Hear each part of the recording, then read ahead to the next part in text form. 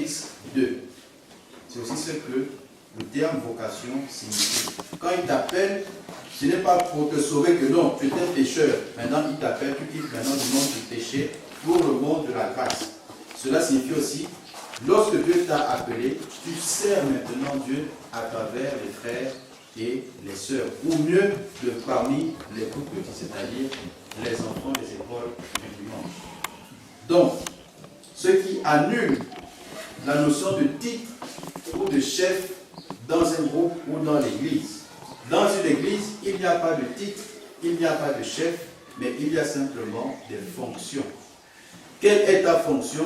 Moniteur, monitrice. Quel est ton titre? Dites, à l'église, il n'y a pas de titre. Tu es chef de qui ou de quoi dans l'église? Dites simplement, dans l'église, il n'y a de seul chef que Dieu. Jésus-Christ. Jésus-Christ. Jésus-Christ. Donc, quand vous avez, si vous mettez cette idée dans vos têtes et vous transmettez ça à vos enfants pour dire, tel fois ici, c'est moi le chef. Sachez que vous vous trompez de milieu.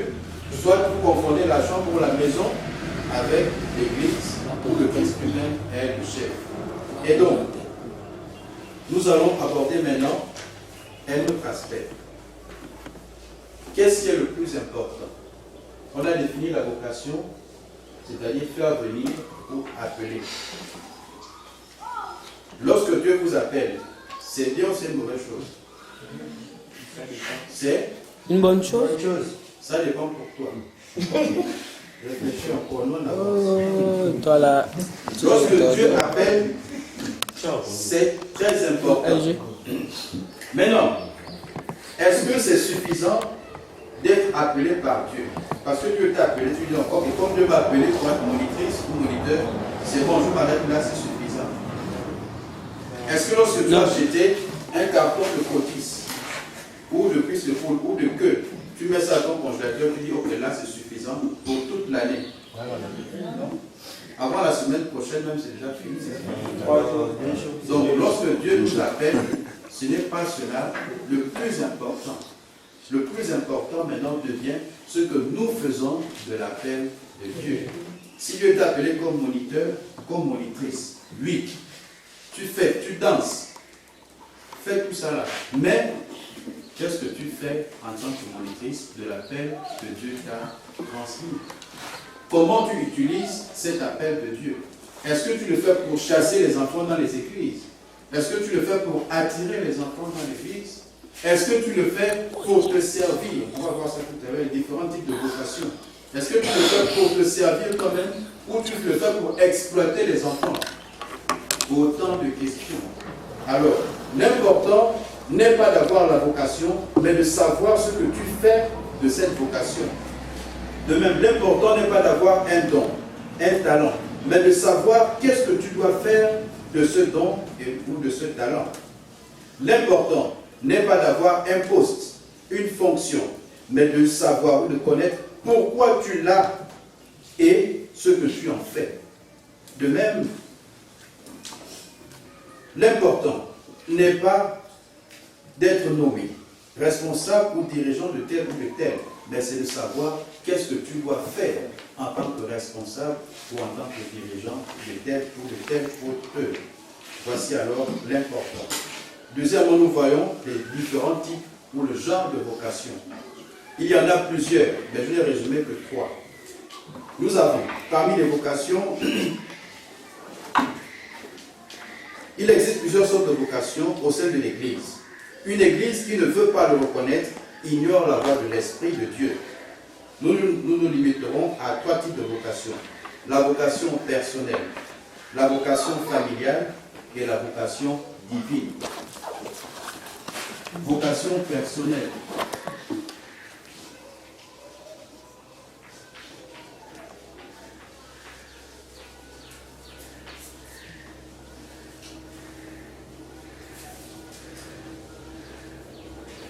La vocation personnelle, la vocation familiale et la vocation divine.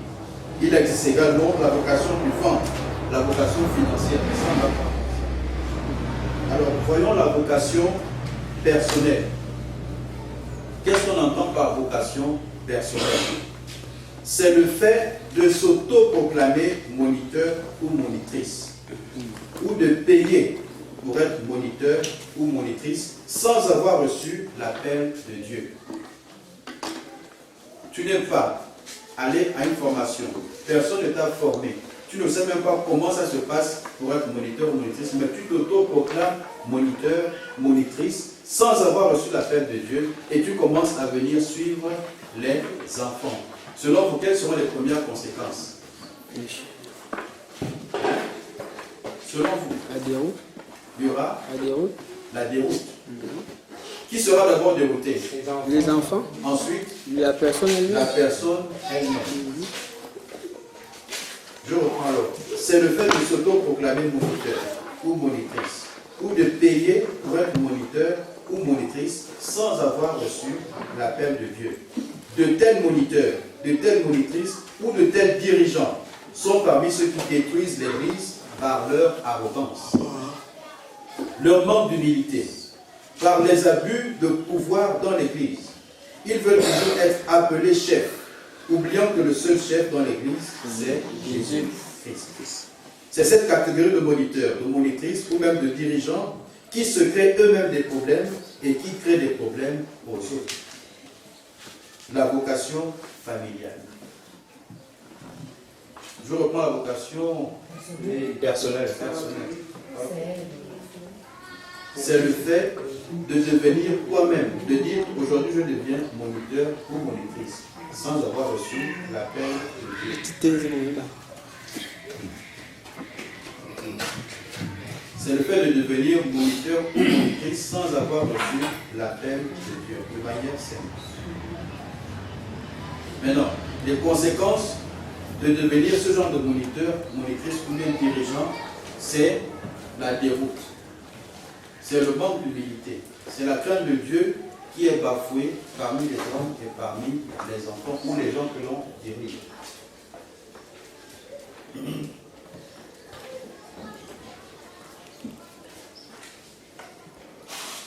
C'est bon. On peut évoluer.